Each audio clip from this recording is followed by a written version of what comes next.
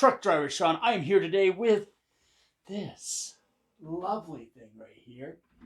Uh, got it off a cat through a Facebook group who was in a bit of a pinch. He had a great guitar.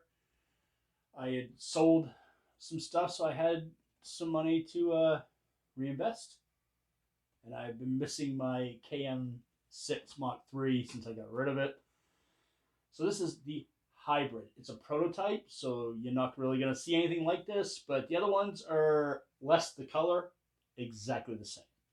All right, so let's go over what this thing actually has. It's made in South Korea at the usual suspect. This will run you $13.49 straight. You know what I'm saying?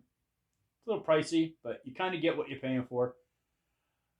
Unlike a lot of other brands, when it comes to the Keith Merrill ones, I don't know if it's something Keith does that makes them kind of keep themselves in check or what, but you get a lot of guitar for your money when you buy a Merrill. All right. So the body is a mahogany body, and it has a true maple cap on it, which is probably because it was a prototype. It's a good 1/4 inch thick too. It's a good maple cap, and it is very, very gorgeous. Probably the reason why they didn't go with these is I imagine come up with those caps was going to be super expensive, so they ended up going with what they call terrestrial gray and snowblind white, which after seeing this, I think they dropped the ball. They should have went with stuff like this because this is just stunning. All right, so it has a radius top, which just means it's got a little bit of a curve to it. It's nice. It's not a thick body, and it's not a super thin body. It's super comfortable. And if you've played any of the KM 6 Mach 3s, you know what you're getting. It's a tested true guitar. Heard a little rumor that he's working on Mach 4. And I can't imagine doing anything better than what he's done with the Mach 3s. So kind of excited about that, to be honest with you, because when it comes to Schecter, I'm not a big fan of Schecter because, one, I had a problem and they treated me like shit. And I had to go to a source to get my problem rectified outside of Schecter land, which they should be totally embarrassed about that. But they make good, some of their stuff is good. I'm not going to shit on Schecter completely, although I do think they're an asshole company. All right, so you have a hip shot bridge, like a true hip shot bridge. You have true Fishman fluence, but you don't have the second voicing option. You just have the one voicing and then your three-way toggle.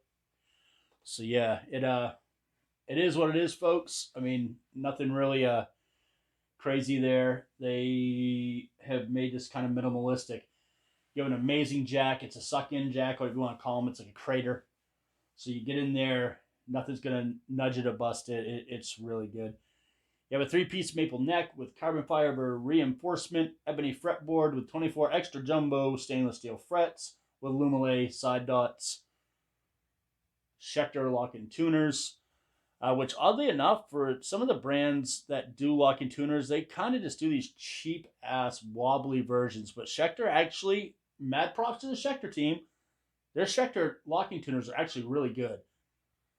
Have no idea how they pull that off because there's so many things that they do that are absolute shit. They give you really good locking tuners.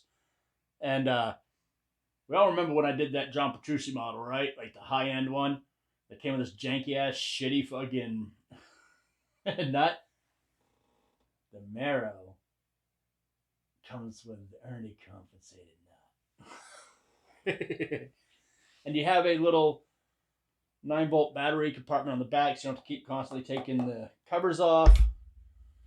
It's a beautiful guitar, man. It plays really nice. Like I said, it's a prototype. You're not going to find this color. It was like a one-off type deal. Is it gorgeous? Yeah. Are the other one's just as gorgeous? No. But I will say, what they did with it is kind of neat. The Celestial Gray is actually a really cool color. You see it like on sports cars and stuff. And sometimes like Jeep will do those funky, angry-looking Raptor Wrangler type things with that color. It's just really nice. And then what they did with the Snowblind was really neat. Like having a maple neck on a Marrow is actually a pretty damn cool thing. It's one of those things I'm actually looking into. I'd like to get one to try just because a maple neck on a Marrow, I mean, it's either going to sound good or it's not going to. But so far, all the Marrow stuff is just kicked ass. So you heard me jamming on it before. I'm in drop D. It's a heavy beast. I'm using the Lebegoa Mr. Hector because I fucking love that amp. You're going to see a lot of it. I've got a friggin' raging hard on for that amp, I'm just saying.